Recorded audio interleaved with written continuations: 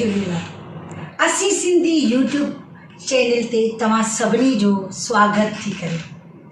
गॾोगॾु हिकु अॼु अहिड़ी सिंधी सपूत सां मुलाक़ात कंदासीं जिन पंहिंजा 30 साल सिंधी रंगमंच खे ॾिना आहिनि, जेको हिकु एक्टर, एंकर ऐं घणनि सिंधी संस्थाउनि सां गॾु जुड़िजी करे सिंधी भाषा, सिंधी सभ्यता, सिंधी संस्कृतीअ खे क़ाइमु रखण लाइ पंहिंजो वॾो योगदान ॾिनो आहे। त अचो मुलाक़ात करियूं श्री किशन रामनानी उल्हासनगर मां। किशन रामनानी हिकु कलाकार, गायक, मंच संचालक। किशन रामनानी निहठो, निमाणो, ख़ुशि मिज़ाज ऐं सभिनी सां गॾिजी कमु करण वारो हिकु नेक दिलि इंसानु। चवंदा आहिनि के इंसान पिंगे में पधिरा थींदा आहिनि। 13 वरनि जी उमिरि में किशन सीता सिंधु भवन में हिकु सिंधी गीत ॻाए पंहिंजे अंदरि समायल सिंधत जी सुराण खे उजागर कयो ऐं पोइ स्कूल ऐं कॉलेज में नाटकनि ऐं नृत्य नाटकनि में भाॻ वठी सिंधी संस्कृतीअ तरफ़ हिन जो लाड़ो वधियो। उल्हासनगर, मुंबई ऐं भारत जे अलॻि अलॻि शहरनि में हिन प्रोग्राम कया ऐं जस कमायो। हिन खे घणेई इनामनि सां नवाज़ियो बि वियो। देश में ई न पर विदेश में बि किशन रामनानीअ अलॻि अलॻि ग्रुपनि सां घणेई प्रोग्राम कया, पर जकार्ता, पाकिस्तान, दुबई ऐं सेंट मार्टिन में भी किशन रामनानीअ घणेई शोज़ कया। कोशी लालवानी ऐं अनिला सुंदर जहिड़नि मायनाज़ कलाकारनि सां हिन गॾु कमु कयो ऐं जस जो भागी बणिजो। जाग सिंधी जाग, सिंध मुंहिंजी अमा, ज़ाल कॾहिं ज़ेर कॾहिं ज़बर, थी न जुदा जानी मूंखां, इन्हनि बैले में किशन भाग वरितो ऐं दर्शकनि जी वाहवाही लूटी।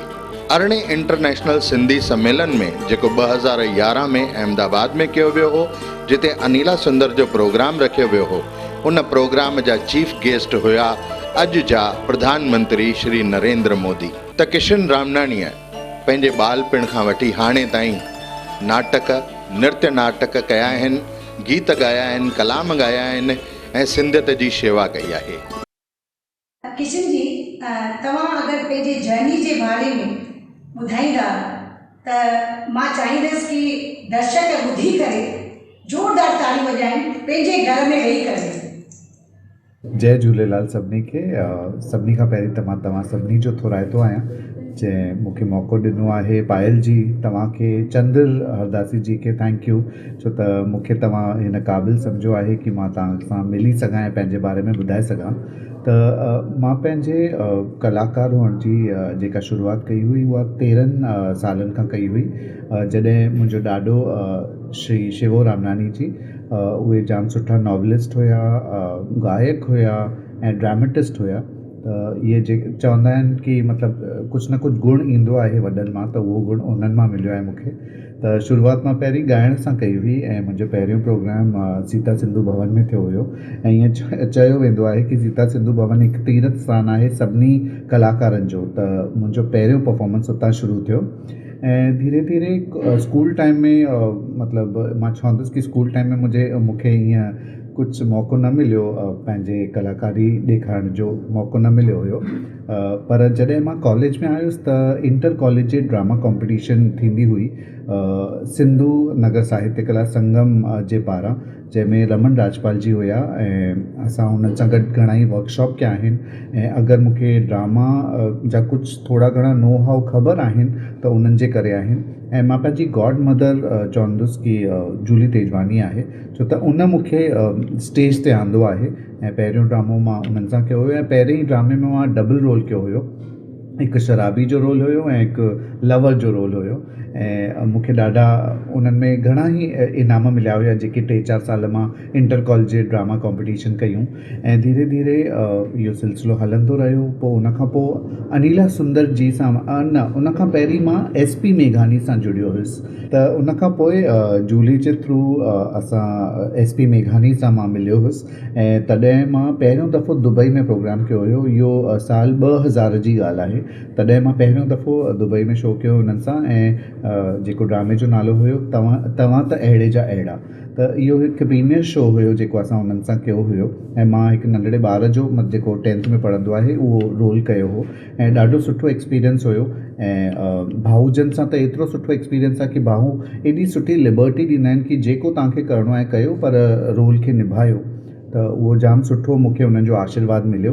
उन्हनि खां पोइ धीरे धीरे मां अनीला सुंदर सां जुड़ियुसि ऐं अॼु ताईं अगरि मां चवंदुसि कि सिंधी सभ्यता जे बारे में अगरि कुझु मां ॼाणा थो या वधीक उन्हनि जे बारे में ॻाल्हाए सघां थो त उन्हनि जे करे, छो त मैक्सिमम शोज़ या देश विदेश में घुमणु या उन्हनि सां गॾु शोज़ करणु मां अनीला सुंदर जी सां कयो आहे ऐं हू मुंहिंजा रोल मॉडल आहिनि ऐं इंस्पिरेशन आहिनि ऐं बिल्कुलु मां उन्हनि सां बिल्कुलु दिलि सां, तन सां, मन सां, धन सां सभु कनेक्टेड आहियां।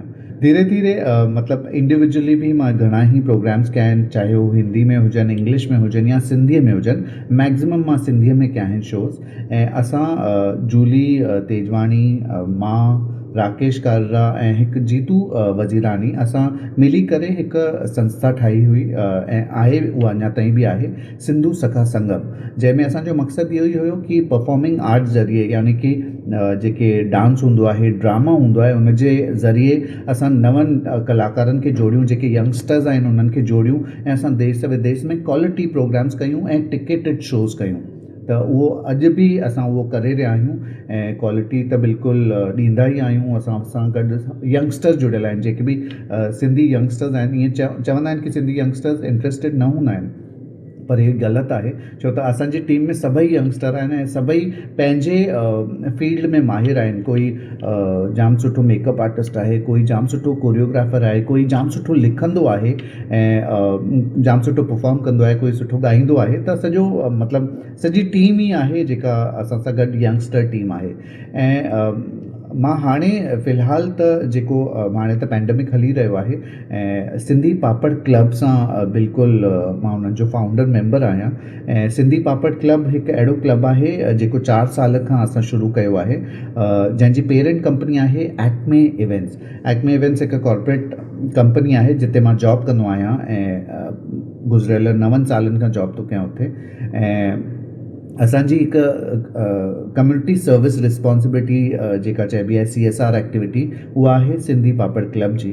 त सिंधी पापड़ क्लब असां जेका बर्पा कई उहा 4 साल पहिरीं, त हिन जो बि ऑब्जेक्टिव ईअं हुयो कि असां जेके बि ग्लोबली सिंधीज़ आहिनि उन्हनि खे कनेक्ट कयूं ऐं नवनि कलाकारनि खे हिकु प्लेटफॉर्म ॾियूं अची करे परफॉर्म कनि। छो त संगीतकार जेको हूंदो आहे, गायक हूंदो आहे, उनखे किथे न किथे प्लेटफॉर्म मिली वेंदो आहे, पर ड्रामा कंदड़ जेके असांजा आर्टिस्ट आहिनि उन्हनि खे प्लेटफॉर्म जी ज़रूरत पवंदी आहे, छो त उहो हिकु टीम वर्क आहे। हुन में प्रॉपर हिकु स्टेज खपे, प्रॉपर बिल्कुलु प्रॉपर स्टेज त आहे, सेट खपे ऐं कैरेक्टर्स खपनि, त टीम वर्क ॾाढो इम्पॉर्टेंट आहे। उन्हनि खे प्लेटफॉर्म जी ज़रूरत आहे। त गुज़िरियल 4 सालनि खां असां ऑफलाइन शोज़ मतिलबु हिकु ऑडिटोरियम शोज़ कंदा हुआसीं, पर पैंडमिक जे हलंदे असां अप्रैल 2020 में असां वर्चुअल शोज़ जी शुरूआत कई। उन खां पोइ घणा ई शोज़ ईंदा रहिया, वर्चुअल शोज़ जेके अॼु ताईं था हलनि ऐं असांजो बि हलंदो आहे वीकेंड धमाल जे नाले सां, जेको हर छंछरु ॾींहुं हलंदो आहे ऐं इहो ऑनलाइन शो आहे, 8:30 बजे इंडिया टाइम ते हलंदो आहे। ऐं हिन में असां नवनि कलाकारनि खे ई, ऐं असांजे प्रोग्राम में कलाकार ई ईंदा आहिनि, चाहे उहे गीतकार हुजनि या कोई मिमिक्री आर्टिस्ट हुजे या कोई स्टेज आर्टिस्ट हुजे या कोई सुठो लिखंदो आहे, पोएट हुजे, कोई न कोई कलाकार नओं असां ज़रूरु असांजे प्रोग्राम में इनवाइट कंदा आहियूं। त हेल ताईं इहा मुंहिंजी जर्नी आहे ऐं अॼु ताईं हलंदी थी हले ऐं मां चाहींदुसि कि ईअं ई मां सिंधियत जी सेवा कंदो रहां, चाहे उहो एक्टिंग जे ज़रिए हुजे, एंकरिंग जे ज़रिए हुजे या ॿियो कोई बि नमूनो जेको परफॉर्मिंग आर्ट्स जे ज़रिए आहे। भई तव्हांखे आख़िर मां ज़रूरु चवंदसि कि तव्हां आहियो हर फन मौला कलाकार। किशन सिंधी पापड़ क्लब तव्हां ठाहियो त आहे, पर मूंखे तव्हांजे लाइ हिकु अफ़वाह मिली आहे कि तव्हां जेका सिंधी पापड़ क्लब शुरू त कई आहे जी, कि पापड़ माण्हुनि खे फ्री में बि ॾींदा आहियो? ही बस सिंधी पापड़ क्लब जो नालो रखियो आहे जीअं थोरो अट्रैक्टिव नालो हुजे। सिंधी पापड़ क्लब तव्हां ठाहियो त आहे, हाँ पर मूंखे तव्हांजे लाइ अफ़वाह मिली आहे जी कि तव्हां जंहिं बि कलाकार खे इंटरव्यू लाइ घुराईंदा आहियो, इंटरव्यू खां पोइ पापड़नि जो किलो उनखे ॾेई छॾींदा आहियो। इहो सच आहे? पर मां तव्हांखे ॿुधाए छॾियां कि असां जॾहिं ऑफलाइन ऑडिटोरियम इवेंट्स कंदा आहियूं तॾहिं जॾहिं आजियां थींदी आहे, जॾहिं मतिलबु 7 बजे जो शो आहे त माण्हू 6:30 खां ईंदा आहिनि, त असां उते सभिनी जा आजियां जेको वेलकम कंदा आहियूं उहो पापड़ सां ई कंदा आहियूं ऐं असां उते माण्हुनि खे पापड़ खाराईंदा आहियूं। त बस थी वई, साॻी ॻाल्हि न, अफ़वाह राइट आहे। पापड़ भली पींदा कोन, खाराईंदे आहियो। जी वर्चुअल इवेंट्स में असां माण्हुनि खे चई छॾींदा आहियूं कि असां तव्हांखे घुरायो आहे प्रोग्राम ते, जीअं ई प्रोग्राम पूरो थिए घर में पापड़ पचाए खाई छॾिजो। अच्छा, पापड़ वो किथां जा हूंदा आहिनि? उल्हासनगर जा, जयपुर जा, गांधीधाम जा, किथां जा हूंदा आहिनि?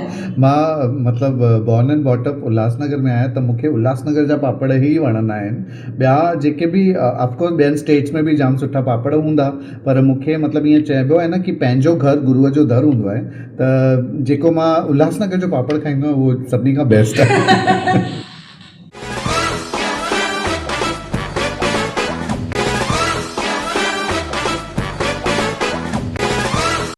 किशन, इहो बि तव्हां खां पुछण थी चाहियां कि जेके सिंधी नौजवान आहिनि असांजा, छा सिंधी भाषा, सभ्यता, संस्कृतीअ खे क़ाइमु रखण जे लाइ कुझु अहिड़ा क़दम खणी रहिया आहिनि? बिल्कुलु, तव्हांजो सवाल त सम्झो आहे, छो त हिन वर्चुअल इवेंट्स में केतिरा ई प्रोग्राम, सिर्फ़ु सिंधी पापड़ क्लब जो न, घणा ई प्रोग्राम हलंदा आहिनि। लाइव आजकल हलंदो आहे, सिंधी होशियार सिंधी हलंदो आहे, सिंधी संगत जा प्रोग्राम्स हलंदा आहिनि। त जेके बि प्रोग्राम्स हलंदा आहिनि उन में कोई न कोई यंग जनरेशन जो हिकु आर्टिस्ट ज़रूरु हूंदो आहे। ऐं मां तव्हांखे ॿुधाए छॾियां कि मूंखे पहिरीं न ख़बर हुई कि हिकु यशन मूलानी बि आहे, जेको दुबई मां एतिरो नंढो 5-6 सालनि जो हिकु कलाकार आहे, जेको एॾा सुठा कलाम ॻाईंदो आहे। ऐं उन खां सवाइ केतिरा ई मतिलबु तव्हांखे मिसिस ग्रैंडमा बि हिकु आहे, जेका बैंगलोर मां आहे, जेका पोएं साल मतिलबु 2019 जी उहा विनर आहे। ऐं उन खां पोइ मां उन्हनि सां मिलियो आहियां वर्चुअल इवेंट्स जे करे। ऐं केतिरा ई यंगस्टर्स, चाहे उहे मतिलबु आरुद्रन बत्रा हुजे, जेको सिंध मां हाणे हिंद में लॾे आयो आहे, ऐं उन खां पोइ दृष्टि जेसवानी हुजे, सौम्या पंजाबी हुजे, मुस्कान कोटवानी, केतिरा ई नाला आहिनि, सक्षम हुजे। त एतिरा सुठा सुठा कलाकार जेके एतिरा यंगस्टर आहिनि ऐं उहे मतिलबु असांजे सिंधी कल्चर खे एतिरो बचाए रखियो अथऊं। त उन्हनि सां जॾहिं बि हुनजो रोशनी टेकवानी जो मां नालो खणंदुसि, उनजी अगरि तव्हां आवाज़ु ॿुधंदा त मतिलबु आबिदा परवीन तव्हांखे यादि अची वेंदी। त एतिरी सुठी उहा यंग कलाकार आहे, त उन्हनि खे ॾिसी करे ॿुधी करे ॾाढो मज़ो ईंदो आहे, ॾाढो सुठो लॻंदो आहे। ऐं ॾिसो, वरी हिकु ॿी अफ़वाह ॿुधायो। तव्हांजूं अफ़वाहूं ख़तम ई नथी थियनि। ॿी अफ़वाह मिली आहे कि जॾहिं तव्हां इंटर कॉम्पिटिशन ड्रामा में वेंदा हुआ, जी जी बिल्कुलु, सभिनी खे पहिरीं वञी छुरी कांटा ॾेखारे करे चवंदा ख़बरदार थिजो, ही अवॉर्ड सिर्फ़ु ऐं सिर्फ़ु मुंहिंजो आहे। माना तव्हां माण्हुनि खे डिॼाए करे ही अवॉर्ड खटंदा हो छा? इहो बिल्कुलु सही न आहे। मां इहो अफ़वाह ई रहणु ॾींदुसि, छो त थी सघे थो कि चइबो आहे न, अंधनि में काणो राजा हूंदो आहे, त मे बि थी सघे थो ॿिया एतिरा सुठा कलाकार आहिनि। मां त हिकु नंढो उन टाइम ते उहो परफॉर्म कयो हुयो। मूंखे हिकु बिल्कुलु ज़रूरु यादि आहे, जेको जाम सुठो मूंखे ड्रामो लॻंदो आहे, हुनजा थोरा घणा डायलॉग्स बि यादि आहिनि अॼु ताईं। हिकु कोर्ट जो सीन हुयो ऐं ड्रामे जो नालो हुयो सच चाहे यू बी द जज। त हिकु इहो सॼो सीन एकांकी आहे, मतिलबु 1 एक्ट प्ले आहे, जेको डायरेक्शन जूली तेजवानी कई हुई। जूली पाण बि हुई हिन में। ऐं इहो मां इंटर कॉलेजिएट में पार्टिसिपेट कयो हुयो ऐं मूंखे पहिरियों इनाम मिलियो हुयो। ऐं ॾाढो सुठो, मुंहिंजे दिलि जे जाम क़रीब आहे उहो नाटक, ऐं जाम सीरियस प्ले आहे, पर बिल्कुलु तव्हां ॾिसंदा त उहो मज़ो अची वेंदो। तव्हां मूंसां कॾहिं मिलंदा? जॾहिं मां कोलकाता ईंदुसि या तव्हां जॾहिं बॉम्बे ईंदा। मां अगरि कोलकाता ईंदुसि त मूंखे रसगुल्लो खाराइजो। मां तव्हांजे लाइ रसगुल्लनि जो बंदोबस्तु ज़रूरु करे रखंदमि, ऐं साथ ई साथ मां तव्हांखे हिकिड़ो रसगुल्लनि जो दॿो बि ॾेई छॾींदीसांव। अरे वाह। खणी वञो ऐं उल्हासनगर वारनि खे खारायो।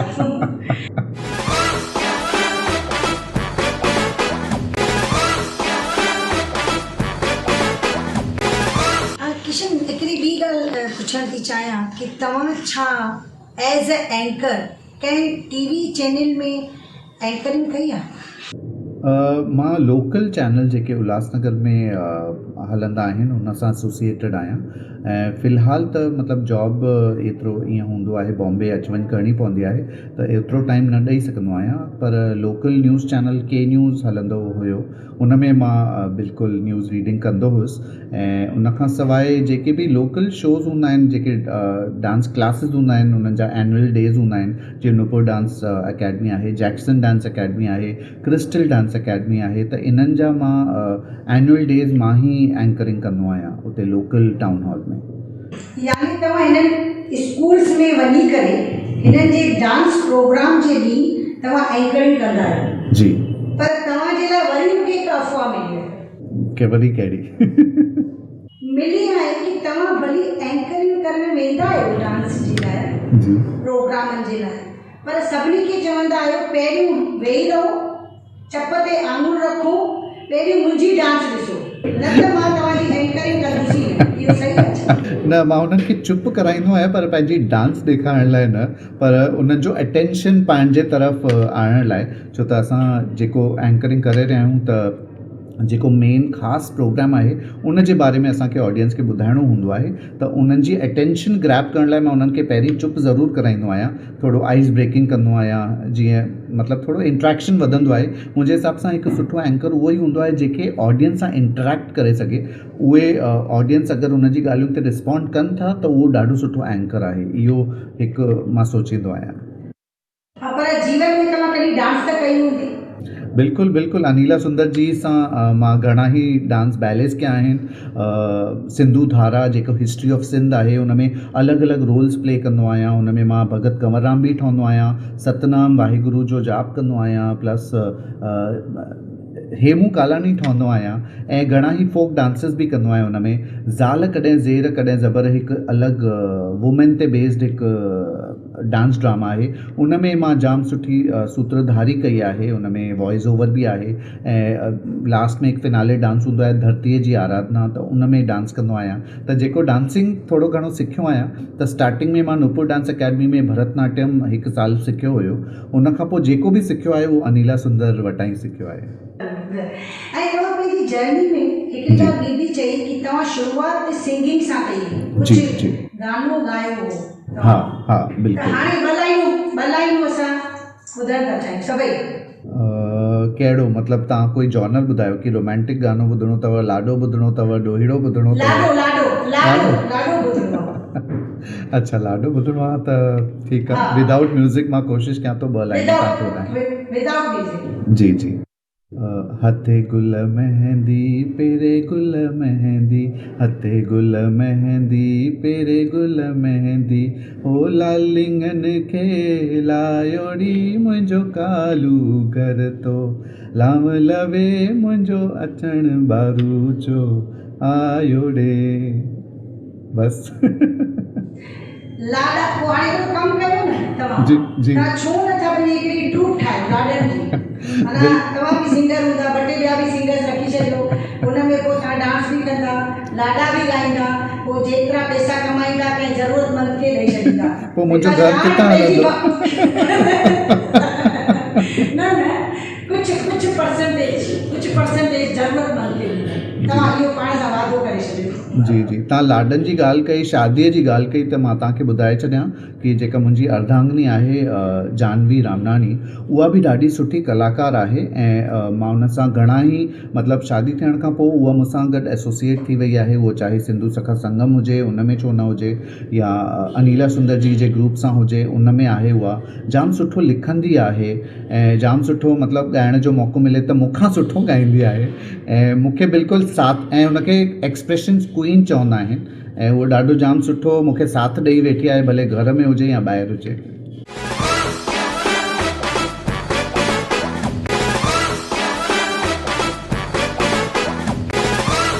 ऐं तव्हां पंहिंजे अर्धांगिनी जे बारे में बि ॿुधायो कि उहा बि हिकु तमामु सुठी कलाकार आहे, त जॾहिं असीं वरी इंटरव्यू कंदासीं त तव्हांजी अर्धांगिनीअ जो बि इंटरव्यू कंदासीं, ऐं ॾाढी हिकिड़ी ॻाल्हि चवण में ईंदी कि भई हस्बैंड एंड वाइफ तव्हां ॿई तमामु जेको बि सिंधियत जे लाइ कमु करे रहिया आहियो उन जे लाइ तव्हांखे 10 आउट ऑफ 10 मिलणु खपनि, छो जो अहिड़ा सिंधी सपूत ऐं सिंधी जेके असांजूं धीअरूं भेनरूं जेके बि आहिनि उहे बि सिंधियत लाइ एतिरो करनि थियूं त इन खां मथे असांखे छा खपे। तव्हां सिंधियुनि जो फ्यूचर, सिंधी भाषा हुजे, संस्कृति हुजे, सिंधी सभ्यता हुजे, उहो तव्हां कहिड़े लेवल में ॾिसी रहिया आहियो? तव्हां ॾाढो सुठो सुवालु पुछियो आहे कि सिंधी भाषा जो फ्यूचर छा आहे, त मां चवंदुसि कि जाम ब्राइट आहे ऐं जाम बिल्कुलु जीअं असांजी सभ्यता 5000 सालनि खां बि वधीक पुराणी आहे ऐं सभिनी खां पुराणी इहा सभ्यता आहे जंहिंजा असां सभई वारिस आहियूं ऐं जेके बि यंगस्टर्स टई अची रही आहे उहो ॾाढो सुठो संभाले रखियो अथऊं। ऐं वर्चुअल हाणे मतिलबु पेंडेमिक त असांजे लाइ मतिलबु जेका इहा महामारी आहे न असांजे लाइ हिकु वरदान साबित थी आहे, छो त इन वरदान में असांखे एतिरा ई असां मतिलबु जेको कनेक्टिंग सिंधीज़ ग्लोबली असां सोचियो हुयो त उहो ॾाढो ॾुखियो हुयो, पर हिन पेंडेमिक असां सभिनी सिंधियुनि खे गॾु अची आणे छॾियो आहे। मतिलबु जीअं तव्हां चयो न कि वर्चुअल में या हाणे त असां मिली नथा सघूं, पर हिन फ़ोन ज़रिए या हिन इंटरव्यू ज़रिए मां सभिनी जे घरनि ताईं पहुची सघां थो, त एतिरो असां मतिलबु पाण खे एतिरो क्लोज़ आणे छॾियो आहे कि असां बिल्कुलु सिंधीज़ खे कनेक्ट करे छॾियो आहे। ऐं रही ॻाल्हि सभ्यता जी, त सभ्यता त बिल्कुलु क़ाइमु आहे। तव्हां जॾहिं बि कोई ॾिण वार हूंदो आहे या कॾहिं होली हुजे, ॾियारी हुजे या चेटीचंड हुजे, त एतिरा सुठा सुठा नवां गीत अची वेंदा आहिनि, असांजा नवां कलाकार तव्हांखे ॾिसणु मिलंदा आहिनि जेके एतिरा मतिलबु नौजवान आहिनि ऐं उन्हनि सिंधी सभ्यता ऐं ॿोलीअ खे एतिरो क़ाइमु रखियो आहे कि मूंखे बिल्कुलु चिंता ई न आहे कि अॻियां छा थींदो। असांजी जीअं सभ्यता 5000 साल पुराणी आहे, ईअं ई घणा ई हज़ारे साल उहा ज़िंदा ई रहंदी ऐं मतिलबु असां वर्ल्ड सिटीज़न आहियूं, त ईअं असां न सोचींदासीं कि असांखे कोई स्टेट न आहे या ॿियो कुझु न, पर जिते आहियूं असां उते हिकु नंढड़ी सिंध ठाही आहे। त बसि मां सभिनी सिंधियुनि खे बेस्ट विशिस ॾियणु चाहींदुसि। That's it. मुंहिंजी दिलि त नथी करे कि मां इन कार्यक्रम जो सिलसिलो अध में छॾियां, पर चवंदा आहिनि न कि वक़्त खे सलाम आहे, वक़्त जे अनुसार असांखे हलणो आहे ऐं मां चाहींदसि कि तव्हां ॿिए दफ़े वरी इंटरव्यू ॾियो ऐं गॾोगॾु तव्हांजी अर्धांगिनी बि इंटरव्यू ॾिए त असां ॾिसंदड़ सम्झी सघंदासीं कि घर जा हस्बैंड वाइफ 2 माण्हू मिली करे अगरि अहिड़ा ॿ करे सिंधी सभ्यता संस्कृति जे लाइ अगरि सुठा क़दम खणंदा त असांजी सिंधी हमेशह कामयाबु रहंदी, ज़िंदा रहंदी, वधंदी रहंदी। वेंदे वेंदे जय झूलेलाल। जय झूलेलाल।